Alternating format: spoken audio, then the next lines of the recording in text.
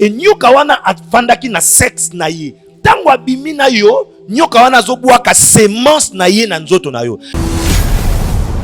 Akotono, est-ce que olingyo éjaculé, comme prête, ce que bise kaka ke ezoya, ou soit tosali agitation moko, okomona ya kotanga mo oyo.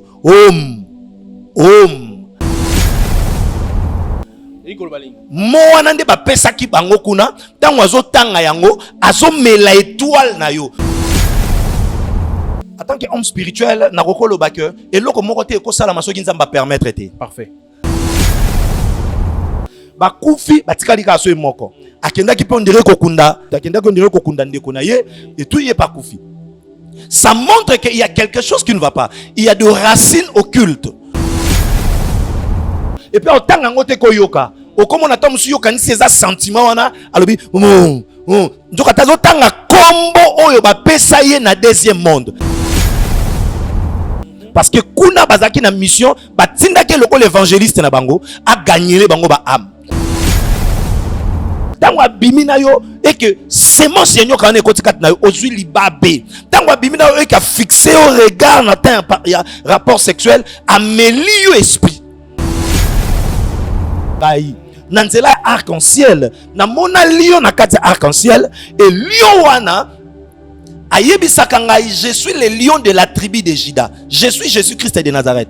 Banda na bandi ko sambela na moni apparition ya Jésus déjà 7 fois. Yesu abimeli nga boye 7 fois. Eza na ba erreur mingi biso moko to salaka. Parce que kufa na famille, au moins pendant qu'il y a liboso kufi, ya mi bala kufi, ya mi satwa kufi, yo mona ngo normal. Yo fandi no na kapona ko finga ba prophète, ko finga ba sali ya Nzambe. Nesika oluka Nzambe Nzamba kangola yo. Voilà. Dans le monde spirituel, aigle o ka caché ya aigle na côté ya Satana. Ce qui va bête ba pesi mutu caché ya aigle eza caché o yé moko Lucifer nda pesi yo. Aigle za nyamo za na ba mystère ebelé. Et ce qui va pesi yo caché wana okomona muto nyosa kozala na caché na soka za musicien na musique na yo komona ki akobanda kozala na ba plein akozala na succès et puis la plupart ya bato akobanda ko séduire o ba kolinga ye eza plus bana basi. OK. Bimi na mobile azui papier pangusi abwaki. Bango nde biloko babande ko zwa yango wana. Et donc c'est là que na longwa na famille na biso parce que to kufela 21 personnes na ne moko. 21 personnes na 2000 ans de 99 à 2000 ans. Tant fort. Bande konangai oza congolais olinga kamboka oyo. Olinga kabana orphelina fida ezobenga yo tango zimwa muke yo kolia yo kofete na bande kanisi la piba. Mutu azana mutima mawa. Oyo azana bozwi ate ya mukie tosunga orphelina fida na $1 a pamba. Bana balia balala bien bamela bien nzambe nanga ne ya yo apambola biso nyonso. Bana mokili mobile to soutenir bana na kati ya orphelina vida na $1 ya pamba nzambe akopambola yo akozongisela yo ebele pona nini oye ko soutenir borphelin na $1 na yo na $1 na biso. En tout cas ekoliesa bana bitike po ba fêter na décembre oyo. Orphelina vida bazana posa na biso. Ndenge bana biso ba vivre na ndako, ndenge pe bana ya vida, il faut ba vivre. Yo mto yoka rama. Parce que jusque là batoma basilati. $1 seulement. Franc congolais, zana mokaka 2000 francs pour la kosuka ba orphelin ba fêter bonne année netikaka bana nyoso ko bazala bandako ba parents. Ce qui te sangani bato ebele na ba $1 na biso. Vi ya bana wana ba kolongola na mutu na banki bazaka na ba parents te. Alors ce qui ozo pesa ipa ya bana nzambe récompense ni ko za ndenge ni. Orphelina vida bazana posa na biso. Orphelina vida eza bongo structure oyo eza kokamba bana bitike. Bongo lokola ba fête ya Noël na bonne année ekomi pembeni. Baza kosenga na bino oyazana motema malamu motema bolingo motema bonzambe opesi kaka $1 pour na ko permettre bana na biso ba orphelin ba fêter pe lokola bana nyonso.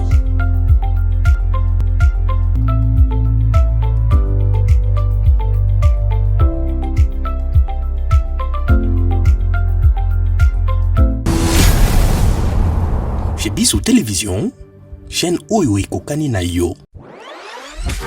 Bozali ebele bokota l'émission de partout na pesi bino mbote. Mbote bala nyonso ya Chebiso TV. Oui, malamu na mission na bino réponse à nos questions. Yande ko na bino. Napesi moyini nanga mbote, moyini bonjour, moyini nanga bonsoir. Mbote madeko balandi ya Chebiso Télévision, merci na ndenge bosa biso confiance, merci na babone na biso nyonso oyo balingaka kotala biso awa.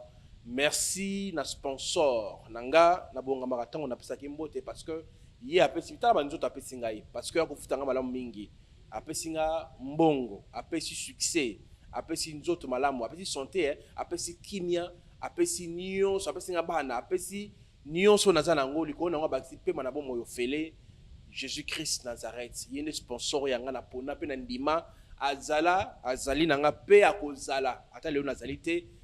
Sponsor nanga rozara nanga iskanyos donc kende. Merci beaucoup à mon sponsor. Merci pe na orphelinat vida oyo ezali kosunga bana bitike na décembre oyo to sunga bango na $1 balia ba sepela nzamba kokanisa yo esika rozala. Un jour nzamba kokanisa yo. Kobosa na tiko na $1 na yo na bana bitike orphelinat vida. Merci na ndeko Elias, merci na Dinish Mosolo. Na bandi pe na Chris pa ko sala mosala kitoko du côté technique nzamba pambola bino. Bandeko babolingo lelo toza na deuxième partie ya moto na nzambe prophétia bomunaki lolenge kani mwana ya ye ayaki ko témoigner pe témoignage na ye en sorte à remercier ki tata molimo na ye prophétia parce que ye moto asaka en sorte ka bongo na mutema à reconnaître comme ya nzambe comme Seigneur et Sauveur na yango tozongi sisusu na demande na bino tozongi si papa tia to meka ko sisa témoignage oyo abandaki na biso longo papa. Mbote papa. Sango nini? Ngolo nzambe leki nyonso. Kama biso na losambo tokota na mozindo ya émission. Père éternel, na pesi yo merci nkolo nanga, lokumu ezonge pa na yo. Nzambe na kabiko banda debut émission tina suka na maboko na yo. Na lingi makambo tozo loba et édifier peuple na yo, ezongisa kondima pe fungola maele na bango. Na kombo Jésus-Christ na pekisi nyonso za distraction nazali pamboli pona bango pe pona nga na kombo Jésus-Christ de Nazareth nde tolobi amen. Amen. L'homme de Dieu l'autre fois to sukaki sikato malaka sika o Lucifer ayaki ko beta mwana o tatouage na tolo. Et puis le baki tatouage wana ezali ya aigle tozonga mwa mukesima po ete ba comprendre maenini to ne koloba na émission précédente. Tango abetaki tatouage aigle wana après nini salamaki. OK. Na bandaki koloba ezalaki juste na présentation tango baye ba présenter na réunion et pas à Lucifer. Et tango akutana Lucifer a sepelaki na ye par rapport à étoile na ye. Et aya fukami ba pesi ver ya coupe ya makila meli et puis ba latisi alliance na musapina ya suka et Lucifer a simbiye awa na tolo.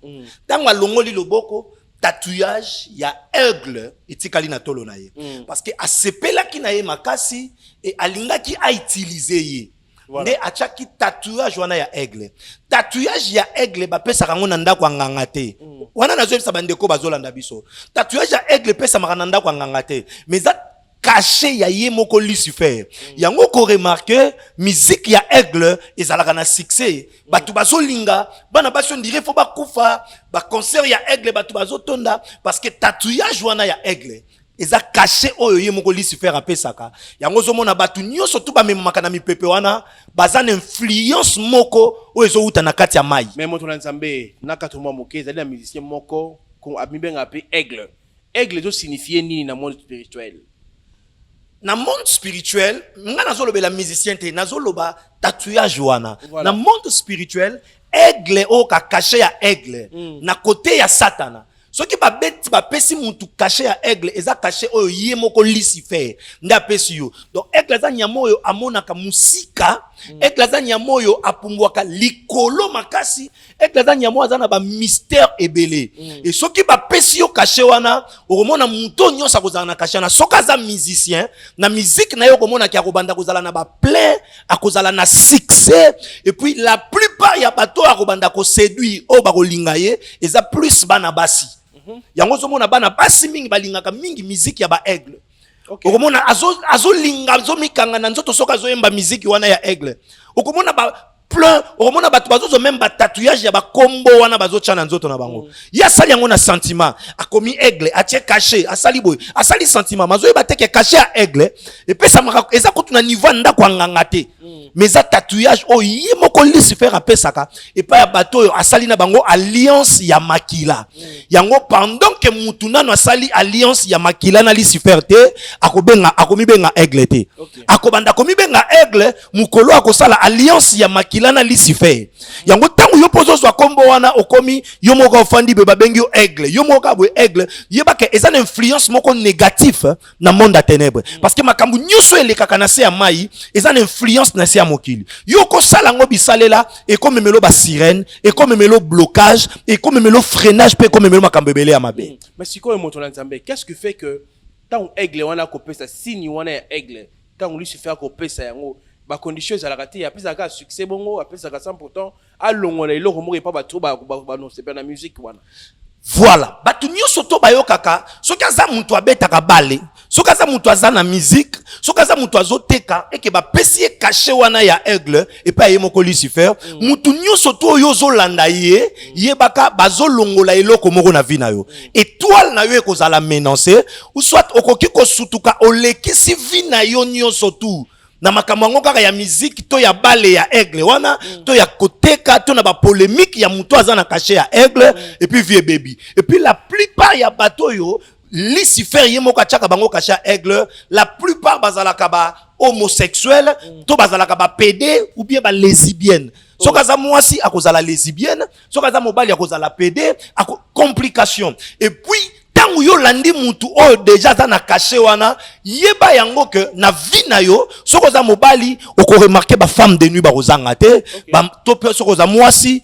ba mari de nuit ba kozanga te mais sikoyo olobi point mot très important on est baki batu nyonso o ibana ba tatouage ya aigle baza ba okoma na posa ba koma basi o baza mibali ba komi basi to ba komi na ba koma ba homosexuel na lobi boye caché wana soki mutu neti ngai exemple na pesi exemple pasteur moko akei kuna koluka kisi et que azui opportunité ya kokuta na Lucifer ye moko apesi caché parce que zo niveau ya caché wana wana eza soki ye moko ndimi yo soki batie caché wana na nzoto na yo oko remarquer asoko za pasteur batu nyoso bakozala na église na yo baza bakokoma na influence ya caché wana donc eza caché oyo okotisa mutu to okotisa mutu soki kaka mutu akomi kolinga yo mingi to musala ozosala na nzela ya influence wana ya aigle ye pa komi influencer na esprit wana donc soki nga naza pasteur eke naza na tatouage wana ya aigle oyo naza euti pa ya ye moko Lucifer donc batu nyonso baza na église nanga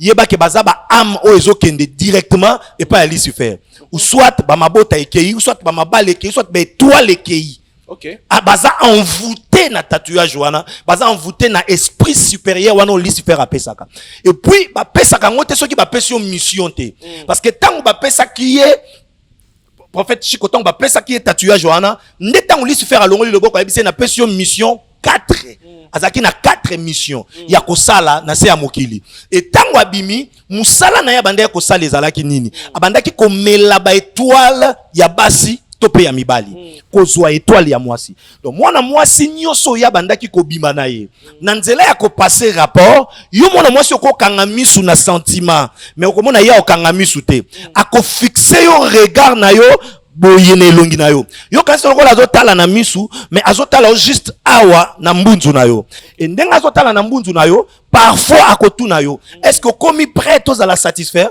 est-ce que elingi ya ekomi koya bo excusenga akotuna est-ce que olingi o éjaculer komi prête soko ebise kaka ke ezoya ou soit tosali agitation moko okomona ya kotanga mo oyo mo wana nde bapesaki bango kuna ntango azotanga yango azomela étoile na yo wana yo komi déjà na sentiment wana ya koéjaculer nde ameli étoile na et puis otanga yango te koyoka okomona ta musu yokanisi eza sentiment wana alobi nzoka tazotanga kombo oyo bapesa ye na deuxième monde nda meli étoile na yo et bana basi ebele ba étoile na bango ekenda bongo a se retrouver lelo libala ezate ba mari de nuit bakoti nyoso sa le simba teza même na bana basi mususu alemba lobaki na ofana na ngana mwa mobali te juste parce que étoile na ye ba mela po akutana na mutu moko mabe yango zo mona libala ezoya te ozoteka mbongo ezomona na te parce que otikali engungulu ya pamba étoile na yo déjà bakenda et puis bapesaki ye lisusu nyoka e nyoka wana afandaki na sexe na ye na nzoto na yaki mobali e tango abimi na yo nyoka wana azobwaka semence na ye na nzoto na yo donc azokotisa semence ya bosatana ya diabolo na nzoto na yo yango komona mwana mwasi azalaka bien mais tindenga koma ndumba na ye moko akomprenaka te parce que abimi na mutu aza mabe semence wana ya serpent o Lucifer apesaka ye ezaki na kati tala délivrance mwana mobali wana omoni nyoka mutu akwei me nyoka abimi na kati ya pantalon akwei nyoka abimi na kati ya pantalon boluki nyoka azomona na te bosopi mungwa nyoka monani to bomi nyoka kufi makila oyo ebima na nyoka wana on dirait mutu nde akufi nzoka te nyoka wana bande komela ba superme ya basi et puis azotia semence na ye na kati ya mutu nyonso parce que ya bande kobima na bana basi na bana mibali et puis mission na ye ezalaki atika semence wana ya Lucifer parce que kuna bazaki na mission batindaki lokola évangéliste na bango a gagner bango ba âme parce que bayebisaki ye yo okosala noka théâtre pona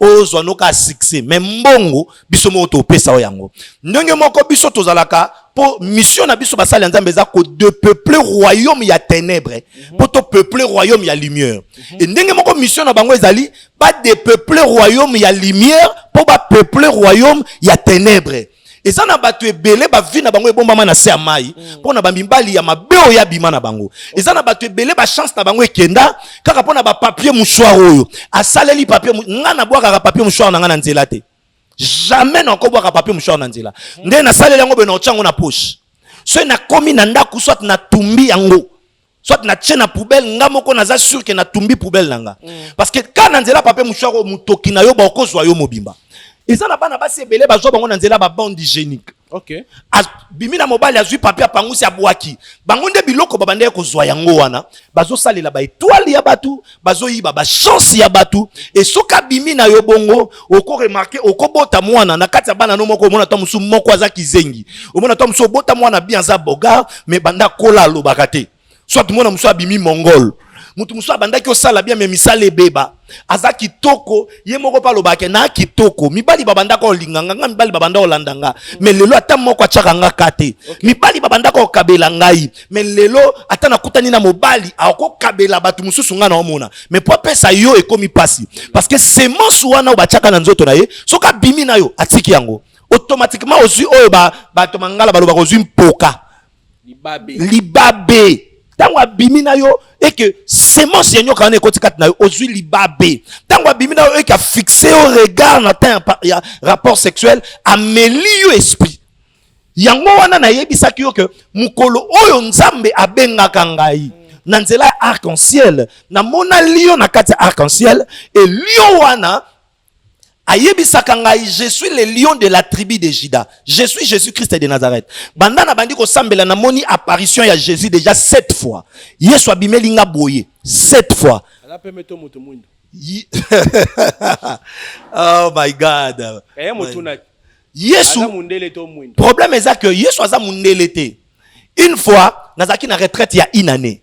Nazaki na retraite ya une année nafandi na salon nanga na ndaku nakomaki tellement faible nazaki na jeune ya une année na bande komelaka ti na 19h nafandi nazaki na chambre na yoki c'est comme si batu ba oyemba nzembo oyo alléluia hosana alléluia hosana ezoyemba makasi na bimi na salon na yoki makelele wana ezobeta mais na moni batu te j'ai compris que nzamba obenganga na présence na ye il faut na sambela c'était vers 3h na bandi ko sambela ta on a sisi ko sambela na fandi na kiti na moni mutu awa pembeni nanga mais mutu ngo azalaki pembe penza te mais za couleur omoni soki mutu afandi aumeli na se ya mai OK mutu afandi na se ya mai penza mingi ndenge azalaka bongo na tuni ye mais misu na ye ebande ko briller makasi moyen on fixé regard boezate. Il me dit que Naza Jésus-Christ de Nazareth. Na ye pona boye. Deuxième fois na comme on a Jésus na zamba ya campus. Nazaki na prière nazo sambela tango na fandi boye na kangi misu na moni na cheli lion mutu moko ya munene na cheli mutu achenga makolo nga na fandi na kati na yao. Aïbsinga, je suis le lion de la tribu de Juda, Jésus-Christ de Nazareth. Et il me dit des choses. Maintenant, jour on a mon accueil pour la première fois dans arc-en-ciel et c'est quand liboso me mangue zalaka na océan na mai. Na tuniye pourquoi awa aïbsinga bina pesio pouvoir na mai. Mutu nyonso to kokutana na ye na vie. Oyo mbongo na ye bakanga na mai. O bakanga na nzela ya ba sirène, ya ba mari de nuit, ba femme de nuit. Na pesio pouvoir likolo ya milimo nyonso ya mai. Mutu nyonso bakanga na mai yo ko bimisa ye. Na pesio bokonjuana, okokota okodominer likolo ya mai. Or démon principal o arenyaka na ba mai nyonso eza Léviathan. Et Dieu m'avait dit na pesio même pouvoir likolo na ye. Okokonza. Yango na batu nyonso to o bakanga na kati ya mai. Olotaka mai. Ozana kati ya ba sirène, ba yiba libala na yo, ba yiba mbongo na yo, nyonso wana bakanga ngo na kati ya mai. O ba mbongo, obotaka te, ba semi elongwaka, nyonso wana utaka kuna. Nzambe apesa ngai pouvoir ya kokota kuna na kati, na bimisa ba vie ya batu. Nazata na plus de 46 ndoi. Oh bah pesanga bandoi parce que moi muto suka ucho bota mama on a 50 ans azuise mi pia boti bana mi balé ya moi sina mobali ya ba mapasa ndenge moko nzambe wana za pe capable la kosalela yo sola nanga ndeko moi sinde ko mobali ozo bota te ozo so bazemi mezo longwa yo sola nanga mibali bazoya bazokima yo sola nanga bo ucho kabona na mibali olotaka ba mari de ni ba femme de ni nzamba pesanga bo konji ya mai pe nzamba pesanga bo konji likolo ya mupepe ba esprit nyoso ezalaka na mupepe nzamba pesanga bokonji likolo na mabele o bakunda libala o bakunda ba étoile tokokota tokobimisa yango pe nzamba pesanga bokonji na zamba o bateka bino na zamba tokokota tokobimisa pe nzambe nanga kokangola parce que shiko azalaki na kati ya mai makambo na zo sabine za masolo te za réalité. Ok, bazwaki sexe na ye ba komisi yango nguma. Yo komona sexe, mais eza nyoka mobimba. O soki ekoti na nzoto na yo ifoti ka semence nango pe emela ba superman na yo. Automatiquement ba kei na yo na zam na kati ya mai. Eza na bato ebele azo vivre azo tambola mais vie na ye ba bomba na kati ya mai. O bande ko sala ozo sala musala ezo kende bien mais makambo ezo simba te pourquoi? C'est parce que oza na kati ya mai. Mibali ba koma okima yo pona nini? Yo moko ozaka mobali kitoko mwasi kitoko mokoma soko tali kitalatalo baye. Pourquoi? A comme bayena elongi na masque de vieillesse, o ba sirène ba chayo.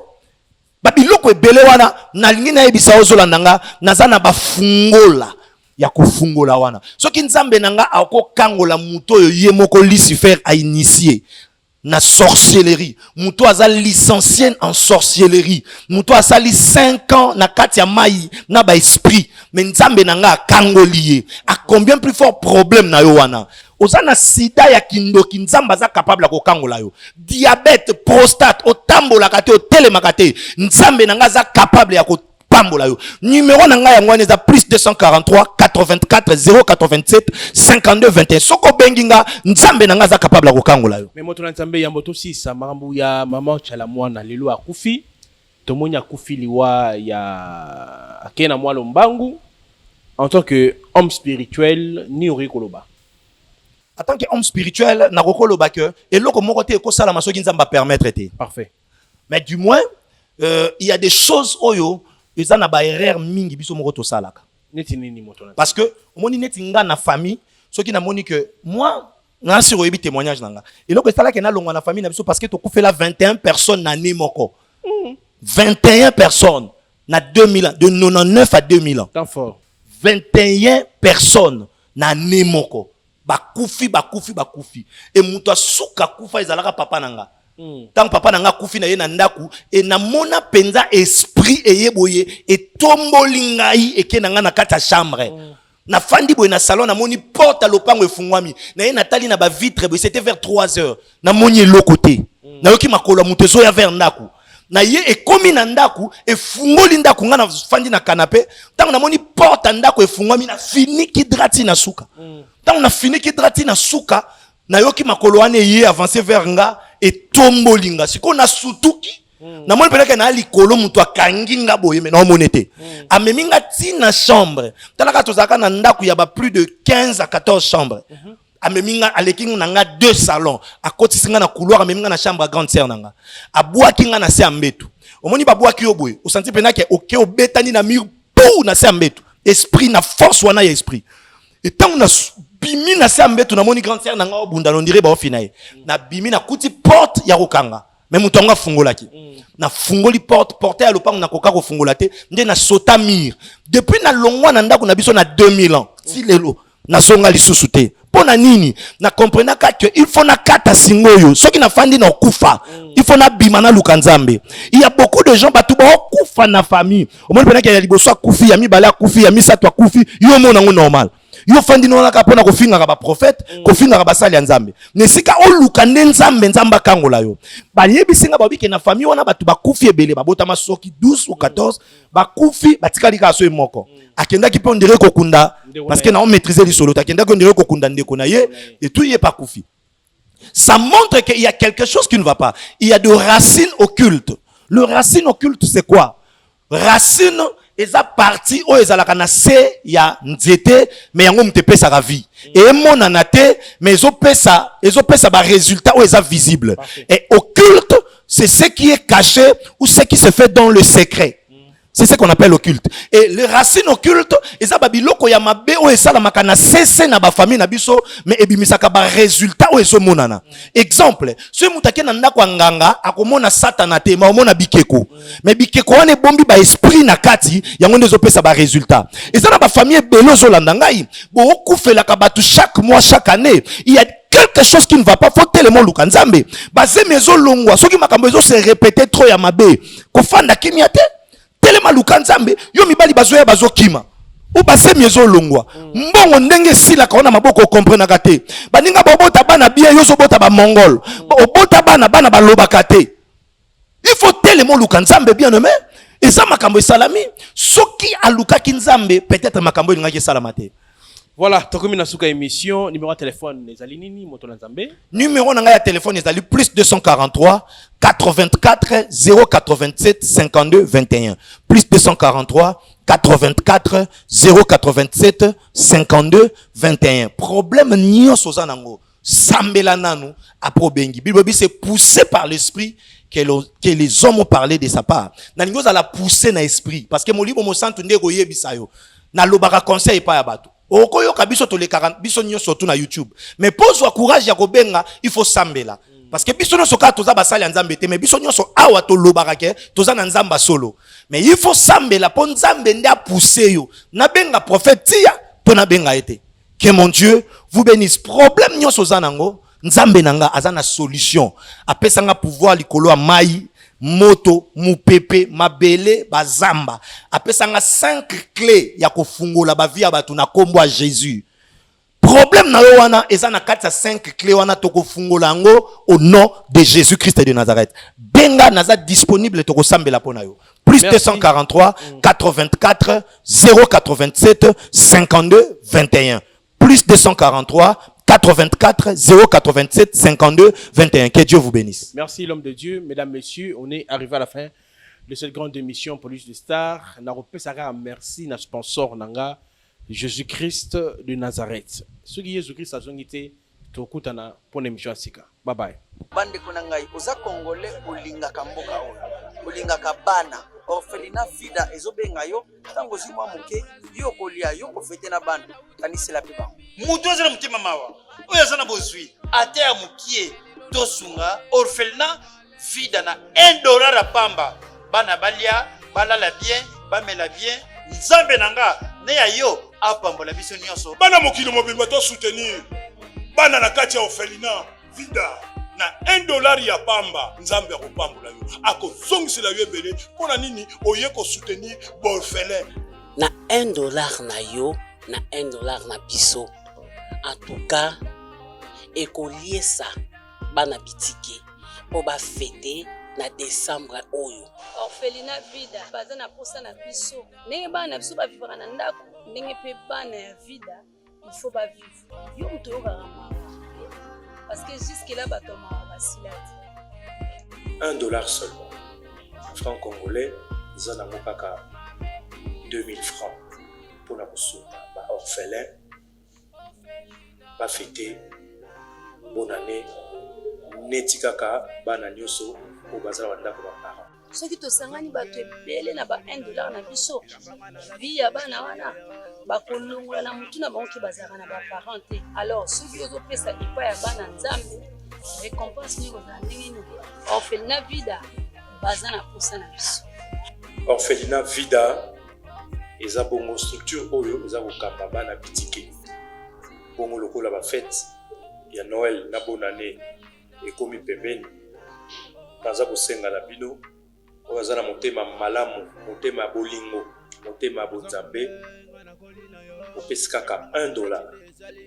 1 dollar mpona kopermettre bana na biso baorphelin bafete mpe lokola bana nyonso.